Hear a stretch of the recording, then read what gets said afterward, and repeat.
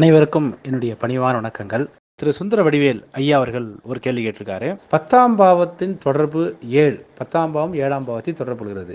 இங்கு 10ஆம் பாவம் 70% செயல்பட்ட பின் 7ஆம் பாவத்தின் செயல்பாடும் எங்கனம் விளக்குங்கள் ஐயான்னு கேட்டிருக்காரு. அதாவது நான் இங்கே 10ஆம் பாவம் 7ஆம் பாவத்தை தொடர்பு கொள்ளும்போது இங்கு செயல்படக்கூடிய பாவமே 7வது பாவம் தான். நல்லா புரிஞ்சுக்கணும்.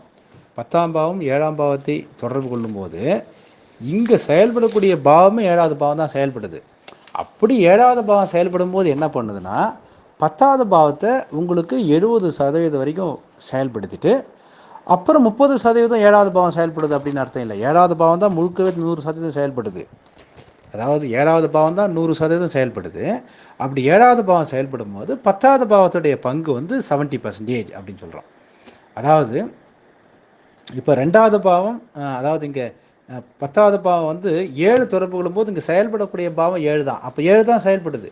இங்கே 10 70% வேலை செய்யுது, அதுக்கப்புறம் 7 30% வேலை செய்யுது, அப்படி அர்த்தம் இல்லை. 10ஆம் பாவம் 7வது வீட்டு தொடர்பு கொண்டா என்ன அர்த்தம்? தொழில் மூலமாக நிறைய வாடிக்கையாளரை சந்திப்பார் அப்படின்னு அர்த்தம். தொழில் மூலம் நிறைய வாடிக்கையாளர், 7வது பாவம் வாடிக்கையாளர். தொழில் மூலம் எதிர்மறையான சம்பவங்கள் எதுவும் நடக்காது. தொழில் வந்து ஒரே மாதிரியாக இருக்கும். தொழில் வந்து பெரிய அப்போ அல்லது பெரிய டவுனோ இல்லாமல் ஒரு சராசரி லெவலில் ஒரு நடுநிலையோடு இருக்கும் அப்படின்னு சொல்லலாம். அப்போ நடுநிலைங்கிறது நஷ்டம் இல்லை, லாபமும் இல்லை. அதனால தான் இந்த 70% சொல்கிறோம். 70% என்னென்னா அந்த 10வது பாவத்துடைய தன்மை வந்து கட்டுப்படுத்தப்படுகிறது. 70% வரைக்கும் தான் அது செயல்படுது அப்படின்னு சொல்கிறோம். அப்போது இங்கே 7வது பாவம் தான் செயல்படுது. செயல்படக்கூடிய பாவம் 7வது பாவம் தான். அப்படி 7வது பாவம் செயல்படும் போது 10வது பாவம் 70% பவரில் இருக்குது. மீதி 30% முழு பவரை அடையவில்லை அப்படின்னு எடுத்துக்கலாம். அது வந்து 10வது பாவம் முழு பவரை அடையவில்லை, அதுதான் மீனிங்கை ஒழிய இங்கே 10வது பாவம் செயல்பட்டுட்டு அதுக்கப்புறம் தான் 7வது பாவம் செயல்படும் அப்படிங்கிறது அல்ல. 10வது பாவம் செயல்பட்டுட்டு அதுக்கப்புறம் தான் 7வது பாவம். அதாவது ஒரு பாவம் செயல்படும் போது 12 பாவத்துக்கு விளைவு இருக்குது. அதாவது இப்போ 4வது பாவம்னு ஒன்று செயல்படுத்தா, 4வது பாவங்கிறது என்ன? லக்னத்துக்கு அது 4. அப்போ லக்னத்தோட குவாலிட்டி என்னவோ அதில் 70% காலி ஆகிடும். அப்போ லக்னத்தோட குவாலிட்டி என்ன? தனித்தன்மை. அதாவது இவரை மாதிரி இன்னொருத்தர் பண்ண முடியாதுன்றது தான் லக்னத்தோடைய அந்த தனித்தன்மைங்கிறது.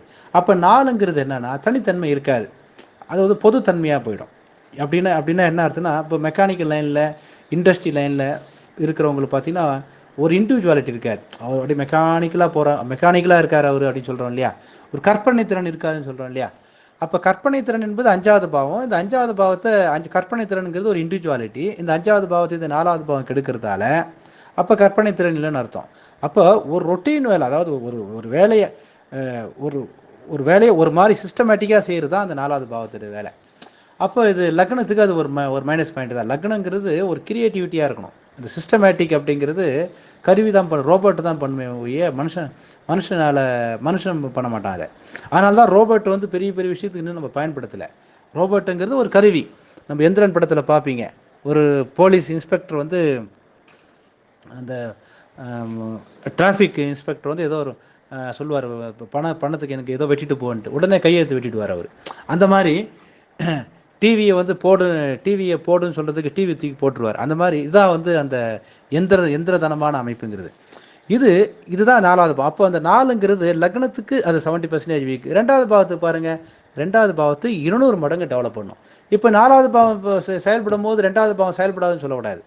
இப்போ 4வது பாவம் செயல்படும் போது லக்னம் வந்து அதுக்கப்புறம் வேலையே செய்யாது, 30% தான் வேலை செய்யும், அப்புறம் வந்து லக்னம் வேலையே செய்யாது அப்படின்னு அர்த்தம் இல்லை. லக்னத்தோட எஃபிஷியன்சி 30% வரைக்கும் தான் இருக்கும், அதனுடைய முழு கொள்ளளவை எட்டாது அப்படின்னு எடுத்துக்கிறோம். 5க்கு அது 12வது பாவங்கிறதால 5வது பாவம் அங்கே செயல்படாது. 5வது பாவம் ஆரம்பத்திலேருந்தே அது செயல்படாது அப்படின்னு எடுத்துக்கலாம். அந்த மாதிரி தான் இங்கே 10வது பாவம் 7வது பாவத்தை தொடர்பு கொள்ளும்போது 7வது பாவம் தான் இங்கே செயல்படுது ஃபுல்லாக. அந்த 7வது பாவம் என்ன பண்ணுதுன்னா 10வது பாவத்தை 70% பவரோடு இயக்குது. முழு பவரோடு இயக்காமல் 70% பவரோடு இயக்கிறதால இது அபோவ் ஆவரேஜுங்கிறதால இது 10வது பாவத்துக்கு கெடுதல் இல்லை அப்படின்னு எடுத்துக்கிறோம். இது வந்து லக்னத்துக்கு என்ன ப்ளஸ் பாயிண்ட்னா, லக்னம் வந்து 8வது பாவத்தை அனுபவிக்காது. அதனால் என்ன ஆகுதுன்னா தொழில் வந்து ஒரே மாதிரி போயிட்டுருக்கும். தொழில் வந்து ஒரு பெரிய அளவுக்கு லாபமோ இல்லாமல் பெரிய அளவுக்கு நஷ்டமோ இல்லாமல் போகும். இப்போ 10வது பாவம் 6 தொடர்பு கொள்ளுதுன்னு வச்சுங்களேன். 10வது பாவத்துக்கு இது சாதகமான பாவங்கிறதால 10வது பாவத்தை ஒரே மாதிரி, அதாவது 10வது பாவம்னா எப்படி இருக்கணுமோ அந்த கெத்தோட அந்த 6வது பாவம் 10வது பாவத்தை இயக்குது. அப்படி இயக்கும் போது என்ன ஆகுதுன்னா, 8க்கு அது ஃபேவரபுளான பாவமாக இருந்தால ஒரு அப்பப்போ பெரிய ரிஸ்கில் போய் மாட்டிக்குவாங்க. ஒரு த்ரில்லாகவே இருக்கும். அந்த வியாபாரத்தில் ஒரு த்ரில் இருக்கும். வியாபாரத்தில் கொஞ்சம் பிசகுனா கூட ஹெவி லாஸ்ன்ற மாதிரி ஆகிடும். நீ நல்லா பார்த்தீங்கன்னா தெரியும், வியாபாரத்தில் ரிஸ்க் அதிகமாக இருக்கிற வியாபாரத்தில் தான் ப்ராஃபிட் அதிகமாக இருக்கும். ரிஸ்க் அதிகமாக இல்லாத வியாபாரத்தில் ப்ராஃபிட்டு பெரிய அளவுக்கு இருக்காது. ஒரு நார்மலாக தான் இருக்கும். நம்ம இதுதான் வந்து 7ங்கிறது. அப்போ என்ன பண்ணுறதுனா, நம்ம ஒரு 10வது பாவம் 7 தொடர்பு கொள்ளும்போது 10வது பாவம் கட் ஆகிடுதுன்னு எடுத்துக்கூடாது. 10வது பாவம் இயங்கிக்கிட்டு தான் இருக்குது. இங்கே 7வது பாவம் தான் இயங்குது. 7வது பாவம் என்பது 10வது பாவத்தை ஒரு வரைமுறைக்கு உட்பட்டு செயல்படுத்துது. அதை வந்து ரொம்ப உச்சத்துக்கு கொண்டு போல அப்படிங்கிற மாதிரி புரிஞ்சுக்கலாம் சார்.